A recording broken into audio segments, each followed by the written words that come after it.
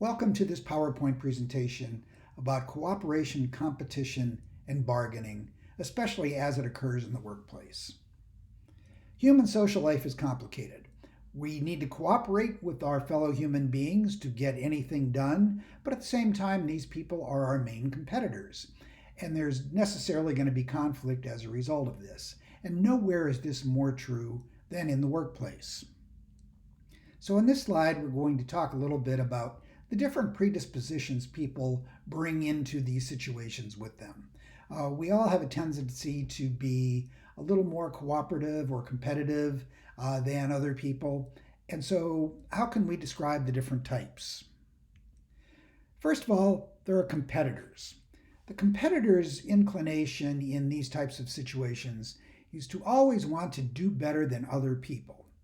They're not always concerned with some objective goal, or they don't necessarily have some level of achievement or amount of money that they want. They just want to come out better than other people. So if you think about this in terms of running a race, if you're a runner, you want to finish ahead of everyone else. And you're not that concerned with what your time is, whether it's your personal best time or not. As long as you win, you're happy. So competitors bring this attitude into their bargaining situations at work. Cooperators, on the other hand, want everybody to maximize their gain. They want to do well. They want their outcomes to be good, but they're also concerned about other people's outcomes also being as good as they can be. So cooperators are going to work hard to make everybody's outcomes be as good as they can possibly be. Individualists, they're out to maximize their own gains, and they completely disregard what's happening with other people. So there's something they want to achieve. There's a certain goal they have to reach, a certain amount of money they have to get, and they're not too worried about what's happening with other people. So remember the example of the competitor who's running the race, not caring about the time, just wanting to beat the other runners. Well, the individualist is the person who's running the race and really is striving to establish their best personal time. They're really not worried about what other people's times are or whether they finish first or second or last for that matter. If they meet the goal of getting their best time, they're happy. And the outcomes of other people just don't matter to them that much. Equalizers are people who are very uncomfortable with different outcomes.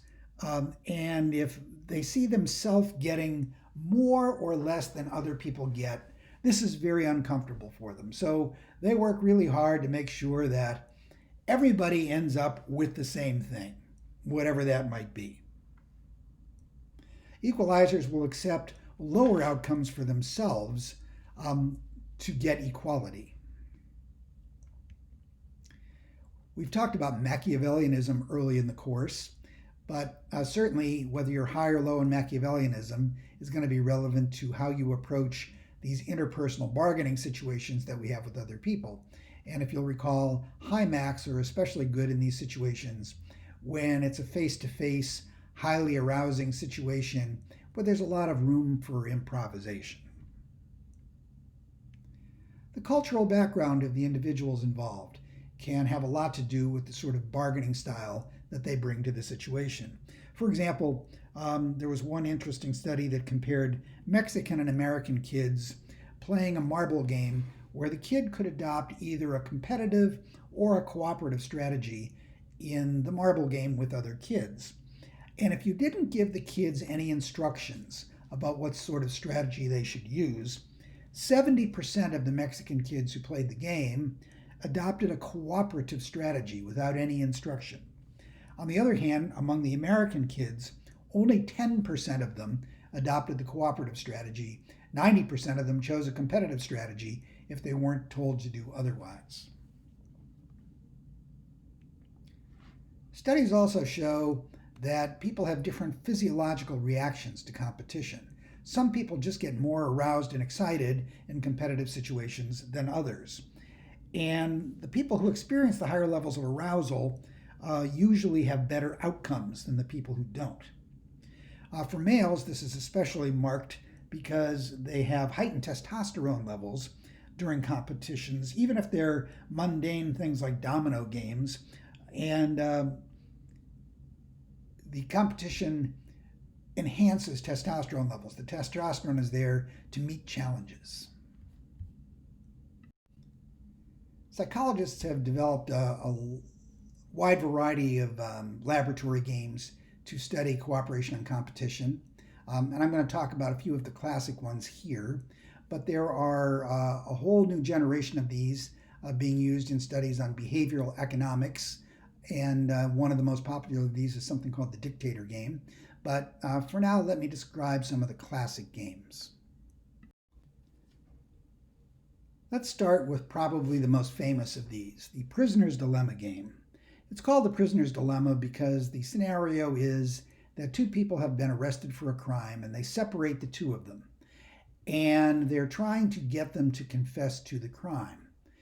And the outcomes that the people receive depends upon the cooperative or competitive strategy that they choose along with their partner.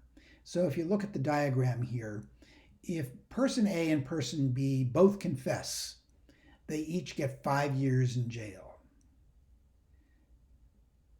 However, if person B confesses and person A does not, person B goes free and person A goes to jail for 20 years. And the same thing happens in reverse if person A confesses and person B remains silent. The person who confesses gets off scot-free, and the person who remains silent goes away for 20 years. If both of you remain silent, nobody confesses, they put each person away for just 1 year. Now, they play this game in a variety of different ways. It isn't always about going to jail. Oftentimes, it's about getting rewards, and you get a big reward if you confess and your partner doesn't, and you get screwed if your partner confesses and you don't. But in prisoner dilemma games, the best strategy over time is for the two people to cooperate with each other, and they refuse to confess. And over time, this gives them both the best possible outcome. On the other hand, if one person turns on the other one and adopts a competitive strategy while the partner cooperates, this is, in the short term, going to be best for that person. However, you can't really do this in the long run because the other partner is going to right away recognize that they're going to get screwed and they're not going to be cooperative anymore either. So the prisoner's dilemma game is one of the classic ways of studying cooperation and competition in the laboratory. Another interesting one is something called the jolt back game. Don't worry about the details of this game. Just kind of get the general gist of it, and you'll see why it's interesting. The task here is that both players have to try to move a message through a communication system, but only one player at a time can perform the assigned task. The catch is that the first player to successfully get their message through the system gets this thing called the jolt back option. And if you have the jolt back option, you can block your opponent's progress throughout the game, you can deliver painful electric shocks to your opponent, and in general, you just can completely dominate the game. So it would be really in your best interest to get this jolt back option. Now, in the first crucial trial, this game is usually played with a Confederate who is pretending to be a real subject. The opponent acts in a totally trusting manner and lets the subject gain control of the jolt back option. So one person shows that they trust the other person to be fair. Well, in a famous experiment using this situation, or this game, out of 143 subjects, 129 of them used the jolt back option to completely dominate their helpless opponent. And they did this even when their opponent was described as a Quaker, committed to fair play. They did this even when the opponent sent written messages asking for fair treatment. They completely exploited their partner when they had the power to do so. When they asked people, well, why did you do this? This doesn't seem very nice. They said things like, well, they thought they were being set up. They were suspicious. They didn't believe anybody could be that trusting. Or they thought, well, my opponent is obviously weak or stupid, and therefore my opponent deserves whatever he or she gets. Another old classic laboratory game is something called the Deutsch and Krauss trucking game. Pairs of subjects are in charge of two different trucking companies, and their task is to move their trucks from the starting spot to the destination. And as you can see in the diagram, there are two different ways to get there. The fastest way is through this straight line, one-lane road that goes from point A to point B. The alternate route is a twisting and turning thing that it's going to take a lot longer to get there. Now the catch is only one person at a time can move their truck on the one-lane road. So the best outcome for both people is going to be to take turns, because you start off with a certain amount of money and you lose a certain amount of money for each second that goes by. So your profits are determined by the speed with which you complete the task. Now the best strategy, of course, is to alternate and take turns. And this is what people do if that one-lane road is open and clear. However, you'll notice in the diagram that another way to play the game is to have a gate. And you can close the gate at your end that would prevent your opponent from getting through.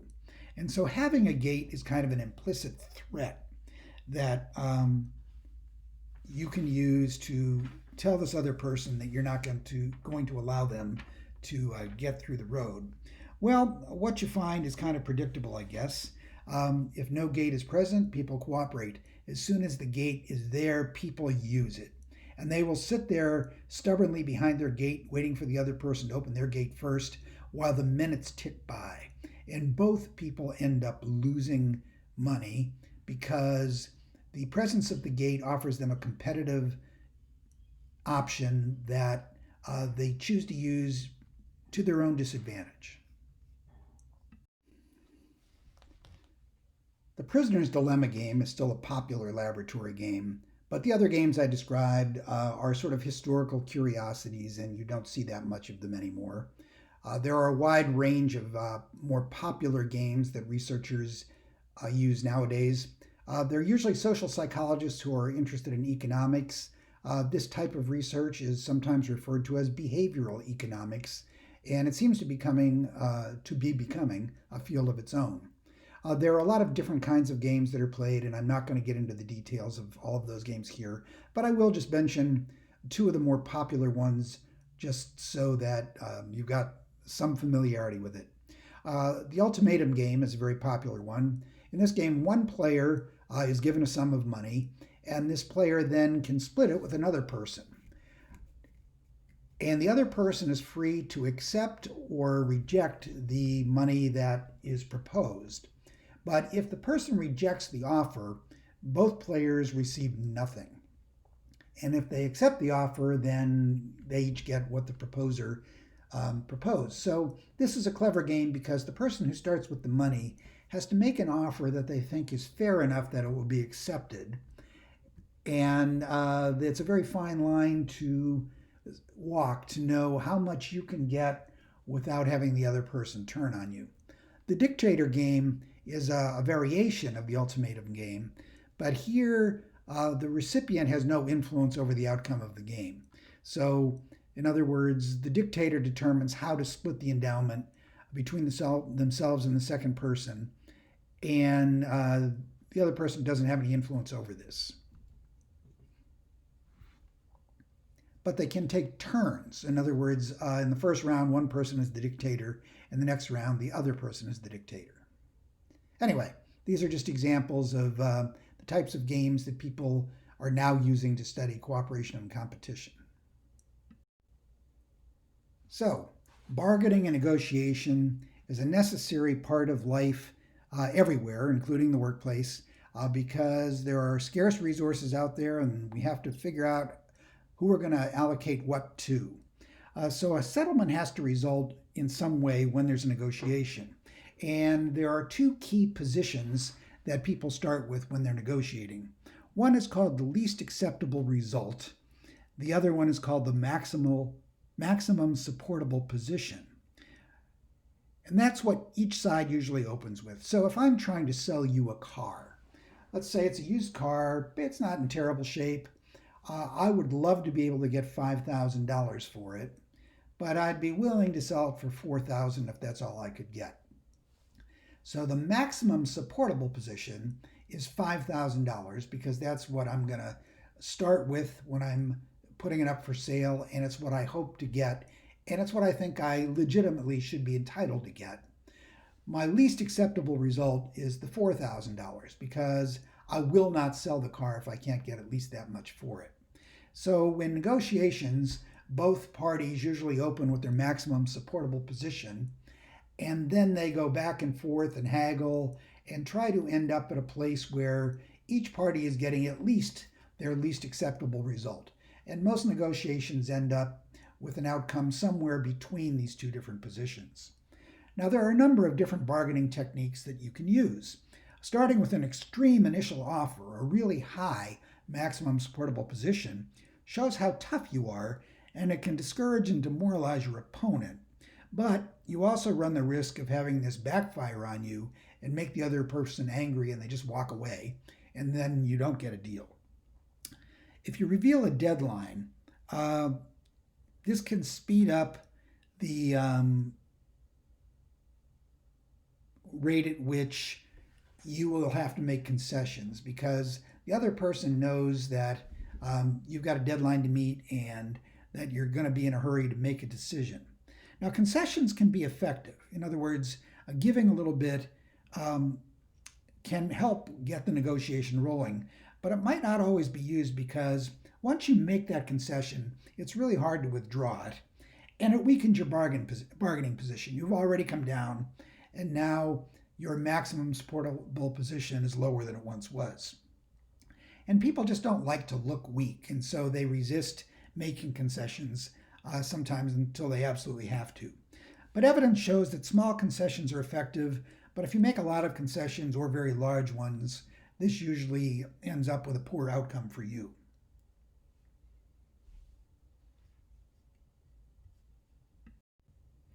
And I'll end by reminding you of the importance of the difference between distributive and integrative bargaining. We talked about this in an earlier presentation, and it's also discussed in your textbook. But distributive bargaining is what is happening when the two sides have developed the opinion that only one side can win here. And so the outcome is going to be that one is a winner and one is a loser. In integrative bargaining, the two sides recognize that maybe there's an outcome that can work to the best advantage of both parties, and it's not necessarily a win-lose situation, it's a win-win situation. And these two types of bargaining obviously are going to result in very different strategies for the people involved in that negotiation.